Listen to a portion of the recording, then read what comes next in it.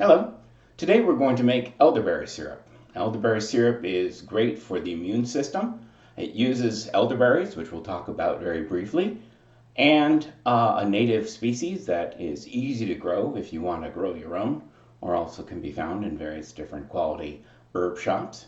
This is a syrup that will help you stay healthy, or if you're starting to feel rough, is a good way to try to be a bit of a preventative. So, what's in this syrup? The syrup is an extraction in water, so it is a simple boiling process. The herbs and other plant materials will be placed into water and boiled down to extract all of the different beneficial components of these ingredients. The main ingredient is, of course, elderberries. Here we have dried elderberries. Elderberries are of the species Sambucus nigra, variation canadensis. So this is a common shrub found throughout the United States. Interestingly, its native location does not extend into the Pacific Northwest. So you're less likely to find them naturally in Washington or Oregon or Idaho. But they are found in Wisconsin and throughout the East Coast and the southern parts of the United States. They used to be they and a couple of others used to be part of a group called the Caprifolaceae, which were the honeysuckle family. But actually, they were recently drawn apart and are now part of a different botanical family. This family does include, of course, the elderberries, but it also includes viburnum, which is a very common shrub for landscaping, one that you may have heard of, but one that does not create berries that we can use particularly easily. So, in order to make the syrup, we start off with, of course, water. Again, it's a water-based extraction, so relatively simple. Just be putting that on our stovetop, and we'll show you how to do that in a bit. You can go online and get a number of different types of recipes for elderberry syrup.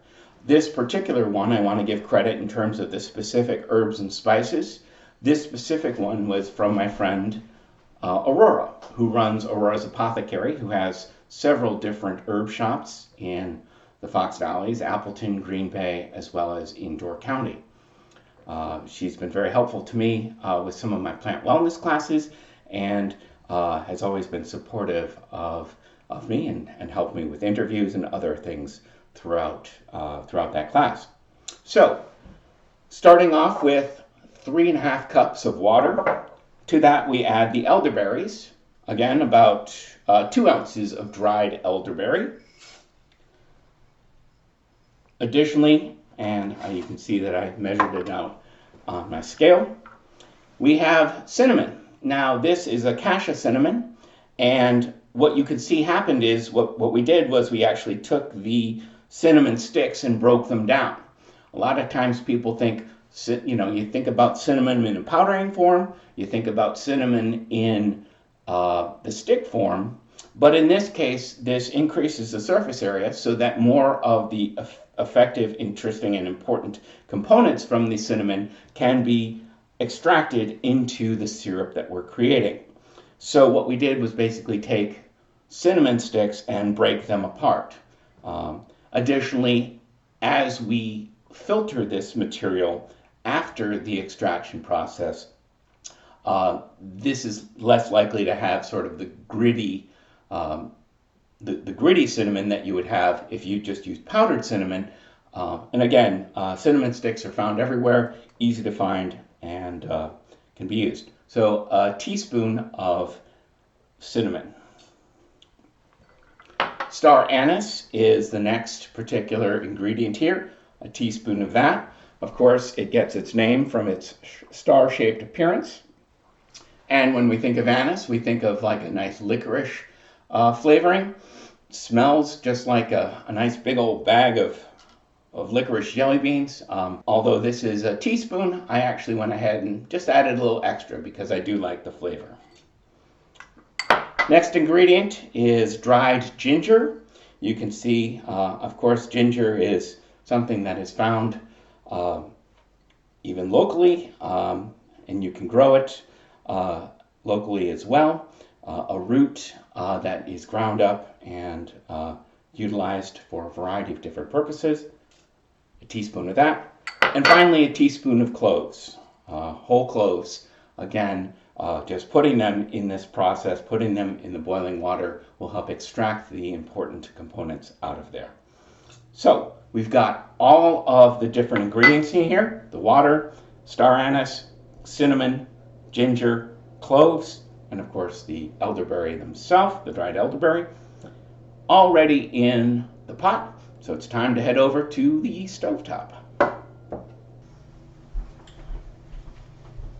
All right, so we've got this mixture all ready to go. You simply go ahead and put it on high. To start the process, we're going to have a lid on top to help encourage it to boil. Once it reaches a full boil, we'll then take off the lid, take off the top, and go ahead and turn it way down. I'll probably even put it on one of the smaller stoves, one of the smaller gas stoves on my stovetop to then simmer. And once you get to that point, you will simmer it for about a half hour to 45 minutes. So after about a half an hour, you can see that it's still boiling away, and you can see the reduction that has occurred in the volume. We're looking for about half of the original volume, so we're going to let this gently boil for another 10-15 minutes or so.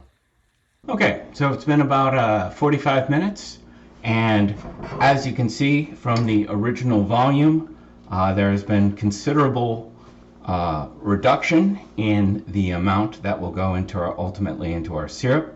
You'll also see that the fruits and other spices have been macerated, kind of broken down and broken apart, both by the combination of boiling as well as physical application there. The next thing to do is to go ahead and filter it out. You want to get all the plant material out so you just have the liquid, which we will then turn into a syrup. So in order to do so, I have a large metal-lined bowl, a colander. Now you can just simply do the colander, but you still risk getting other items into impurities and other items into the liquid. Now they're not going to hurt you, they're not going to cause any problems, but for a better extraction, I'm actually going to head and, in addition to using the colander, putting it through this cheesecloth, just a double layer lightweight cheesecloth.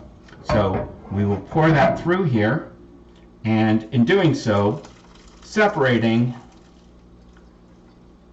the fruit and all of the items that we're extracting from the liquid that we want. And as you can see, you aren't left with, in doing so, you're not left with a lot of extra pieces. You can see how thick that liquid coming out of this is going. And so there we have it. Now, next step, while it's still warm, what we're going to do is add honey. 8 ounces of honey. The honey does a number of different things. First of all, it thickens it up. This is still quite liquidy. It's full of very good elderberry and other extractions, but it is very runny and liquidy. So the first thing that it does is, of course, thicken that up. Because of the way honey is, because of honey's properties, you want to ensure that you mix it in while it's still warm. Otherwise, it won't easily be integrated into the syrup. Additionally, it will essentially make your syrup more syrupy. Of course, it will also improve the flavor considerably. Using a natural sugar like honey as a way to both preserve as well as to sweeten this particular concoction. I can tell you, having dipped a little bit into this may be healthy. but it's not particularly easy to drink.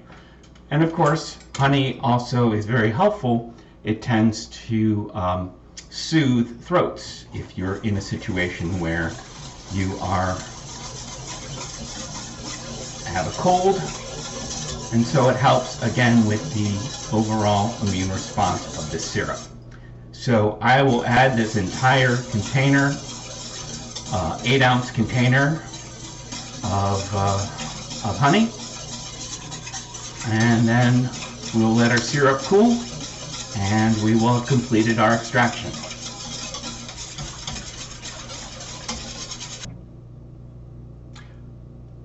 So the syrup is now cooled, and I've collected it in this little jar. Just a little swig of it each day is going to help me feel healthy, help my immune system stay in full swing, and not only that, it tastes great too. It's got a great combination of herbs and honey, and it's like I said, a little bit of a thicker syrup. It's very reminiscent of like a cough syrup, but again, hopefully it'll keep me from needing cough syrup. So hopefully you've enjoyed learning about the extraction of elderberry in this video.